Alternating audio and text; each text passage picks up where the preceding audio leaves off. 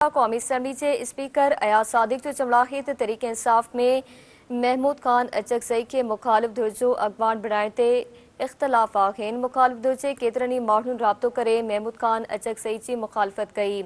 अयाज सादिक जो त अपोज़िशन ॻाल्हियुनि लाइ अञा को बि राब्तो न कयो आहे। मुखालिफ धुर अगवान जी मुक़ररी लाइ कंहिं खां इजाज़त वठण जी ज़रूरत ई नाहे। क़ौमी असम्बली जे स्पीकर चयो त वज़ीर आज़म शहबाज शरीफ़ मुखालिफ धुर जो अगवान मुक़रर बाबति फ़ैसलनि जा इख्तियार ॾेई छॾिया आहिनि। हवा की खबरी पिया कौमी असम्बली के स्पीकर अयाज सादिक जो चमड़ाहित तहरीक इंसाफ में महमूद खान अचकज़ई के मुखालिफ धुर जो अगवान बणाइण ते इख्तलाफ आहिनि। मुखालिफ धुर जे केतिरनि ई माण्हुनि राब्तो करे महमूद खान अचकज़ई जी मुखालिफ़त कई।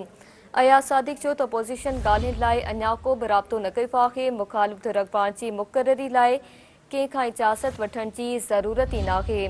क़ौमी असम्बली जे स्पीकर चयो त वज़ीर आज़म शहबाज शरीफ़ मुखालिफ धुर जो अगवान मुक़रर बाबति फ़ैसलनि जा इख्तियार ॾेई छॾिया आहिनि।